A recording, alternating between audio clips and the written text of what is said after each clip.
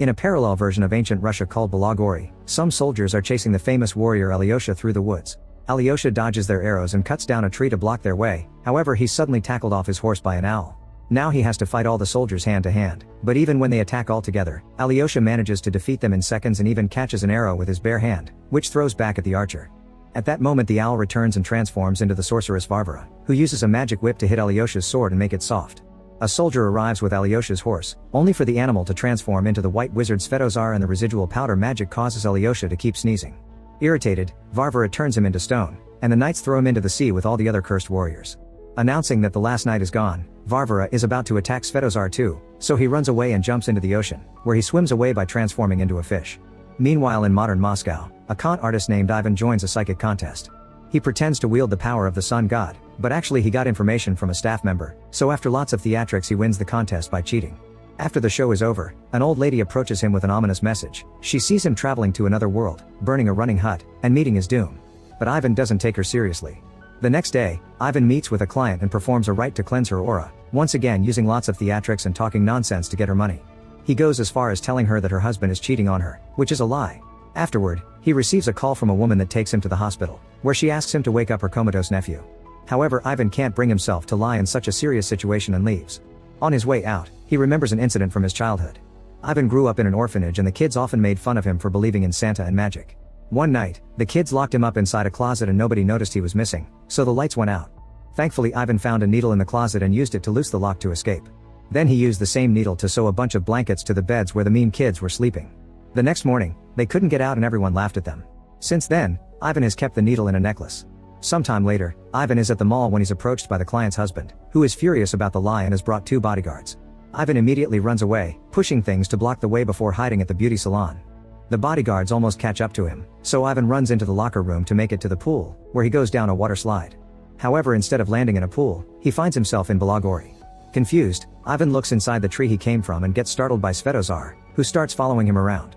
Getting annoyed, Ivan grabs a stick to hit him, but Svetozar transforms it into a full tree and even gives Ivan his very own tail. The wizard explains he brought Ivan here because he's the son of Muromets, a legendary warrior from Russian myths. Long time ago, Ivan's parents asked Svetozar to hide Ivan in another world, but now he had to bring him back because he's their only hope. At that moment they hear a noise, so Svetozar gives Ivan his father's ring before an arrow hits him and he disintegrates. Soon Ivan is surrounded by a bunch of soldiers, so he mentions that he's the son of Muromets, but it doesn't stop the men from coming closer. Ivan tries to distract them with theatrics and then runs, only to hit his head on a branch and get caught. Meanwhile in the castle, Prince Dobrynya is showing off his weapon skills at a party when the knights come in with Ivan, explaining he's Muromets' son. Noticing Ivan's ring, Dobrynya believes him and welcomes him warmly. At that moment Varvara shows up, revealing she's married the prince. She points out that Ivan must be tired and pretends to take him to a bedchamber, but actually she orders the guards to throw him in the dungeon and chain him up. Ivan looks around and discovers that in the neighboring cell there's a frozen man called Kachay, whose body has been cut up into multiple pieces. He knows who Ivan is and assures him that all this is real, but Ivan remembers he pushed a guy out of the way when he jumped into the pool and wonders if he's the real Muromets' son. Kachay explains that the only way for Ivan to go home is to find the magic sword, and proceeds to share a story. Long ago, there was a powerful wizard with an eager apprentice. The wizard decided to become immortal, so he had to put a magic crystal into the magic sword during a solar eclipse to achieve it. However, the apprentice got jealous and killed the wizard before claiming immortality for himself. When his soul was put into the crystal, his death was also forged in it, and that day eternal darkness fell upon this world. That apprentice turns out to be Kachay himself, who ruled the kingdom for 1,000 years until a group of warriors took the sword from him to defeat him and separated the crystal from it to make it lose power. They also put a spell on the sword, and Muromets hid it away. Eventually Dobrynya took the crystal and sent Kachay to the dungeon. Kachay is the only one who knows where the sword is, and since warriors aren't needed anymore, Ivan will probably be executed in the morning. At that moment the knights bring another prisoner, an old witch called Baba Yaga. The guard begins looking through Ivan's stuff and is startled by the phone, calling it a demon, but he also throws the cash into the fire. While he's distracted, Baba Yaga blows magic breath into her pocket to release a frog.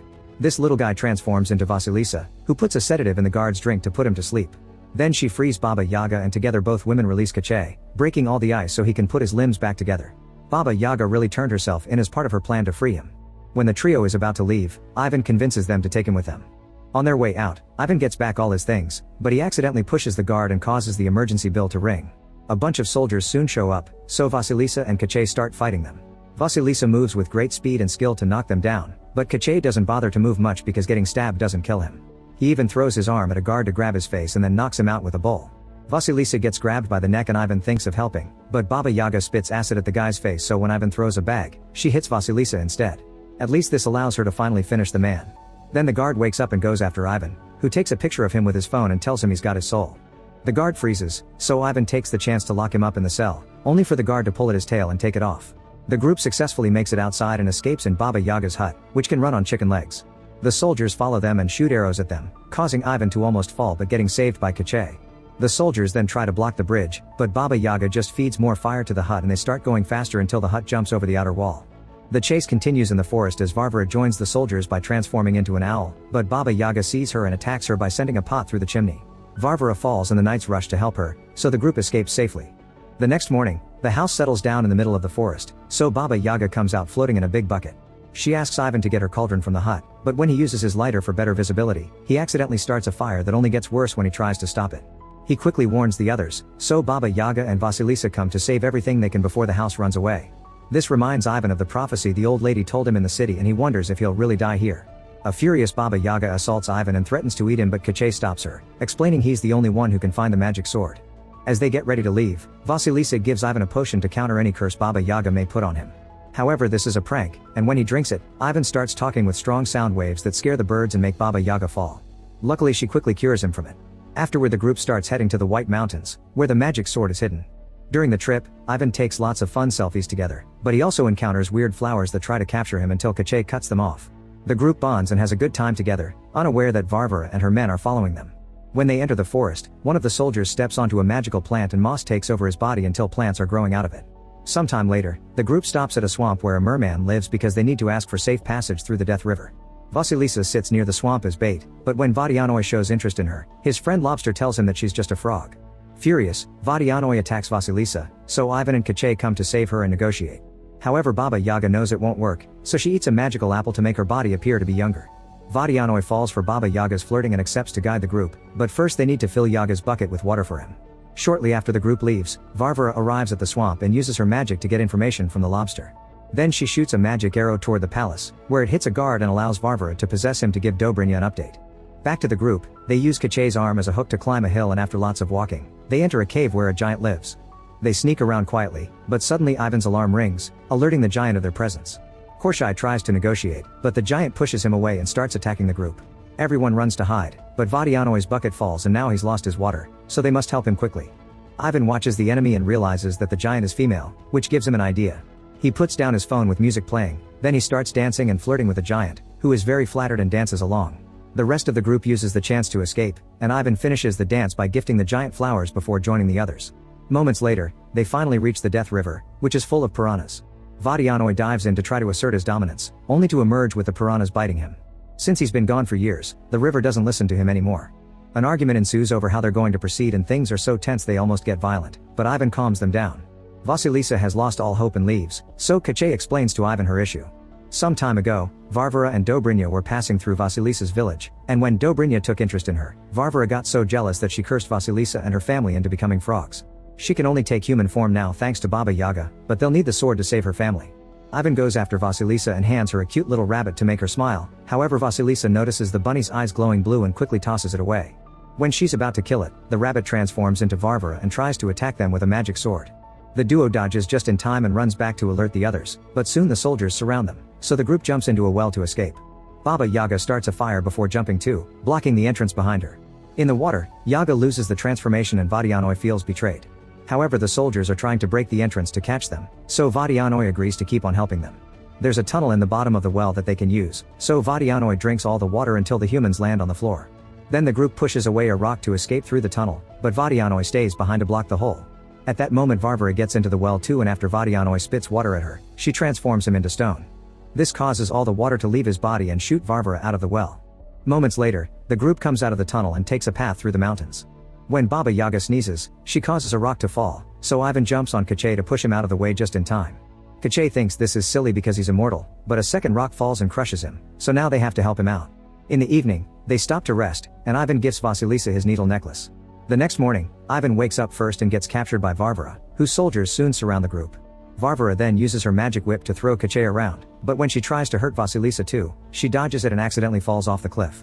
The soldiers assume she died and leave with their new prisoners, but actually Ivan's necklace got stuck on a rock and now Vasilisa is holding onto it in her frog form. Ivan hears her croak and guesses the truth. After lots of traveling, Varvara takes the group to the White Mountains, where a bunch of weapons have been on the ground since the old days of war. Varvara orders Ivan to find the magic sword, so he looks around and picks one at random, only for the sword to break in his hand. He tries to run away, but Varvara corners with hits of her whip. Terrified, Ivan picks up another random sword and to everyone's shock, this one is the real deal.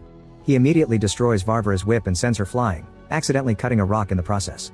Then he forces the soldiers to surrender before freeing his friends and giving the sword to Kache. At that moment Dobrynya arrives and reveals that he's been working with Varvara all along. In fact the witch has the magic crystal, so Kache exchanges the sword for it to get his soul back, but the crystal turns out to be a fake. Suddenly Vasilisa comes out of hiding and tackles Dobrynya, giving Ivan the chance to push the guards and grab the sword. The enemy gets ready to fight and Vasilisa tells Ivan to help, but instead Ivan opens a portal with the sword and returns to his own world. Furious, Vasilisa throws his necklace at him. In Moscow, Ivan lands in a cafe but plays it cool. The rest of the day he can't stop feeling guilty, especially when he sees the pictures on his phone. He decides to return to the pool and tries going down the same slide, but nothing happens and he ends up getting arrested. To his surprise, Svetozar is also in the cell. Apparently he escaped to this world after he got hit by the arrow. Sadly he can't do magic without his staff, so Ivan uses his mind tricks to convince a cop that he's cursed but that he can cure him with the staff. The officer gives them the staff, which Svetozar uses to shoot the cop down and open a portal. Before Ivan leaves, the wizard gives him magic dust to feed the dragon imprisoned in Dobrynya's dungeon. Ivan jumps through the portal successfully but sadly Svetozar gets captured by the incoming cops. In Balagori, Ivan arrives at the castle and sneaks into the dungeon, where he's disappointed to see the dragon is very small. He tries using the powder, but nothing happens. At that moment guards find him and take him away, causing Ivan to drop the powder bag. Now the dragon can eat tons of it. Then Ivan is taken to the throne room, where Dobrynya is waiting for the eclipse to do the immortality ritual. Suddenly Ivan reveals he's brought a gun and tries to shoot the crystal, but Varvara tackles him and he shoots Dobrynya instead.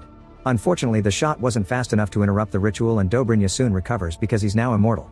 When Dobrynya gets ready to kill Ivan, the dragon flies through the window, and after the prince kicks it, the little beast breathes fire on his face. Next the dragon flies all over the room as he breathes impressive flames, so Ivan uses the distraction to free Vasilisa and apologize.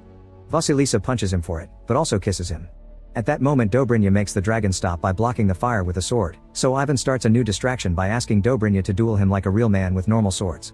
As the two of them fight, Vasilisa tries to reach the magic sword, only to be attacked by Varvara and the women start their own fight. Varvara uses the magic sword to defend herself, and the crystal falls out of it. As both pairs fight with all their might, the dragon frees Kache as well. Fighting Ivan reminds Dobrynya of how jealous he had been of his father, which is why he teamed up with Varvara to take over the kingdom. Ivan doesn't have any training and is soon overpowered, so Dobrynya destroys his needle necklace. Suddenly Kache picks up the crystal, but before he can destroy it, Varvara throws an axe to cut his arm off. Ivan distracts Dobrynya by stabbing his foot with the needle, then Kache controls his arm to make it throw the crystal, which he destroys with the magic sword. Since their souls are in it, this act kills both Dobrynya and Kache.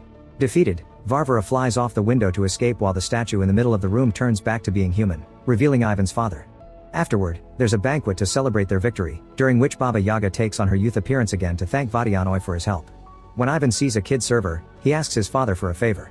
Moments later, Ivan appears at the hospital in Moscow and heals the comatose child with a potion from Baba Yaga. However he doesn't stay, instead he returns to Balagori, where he and Vasilisa ride the walking hut to go meet her parents and start a new life.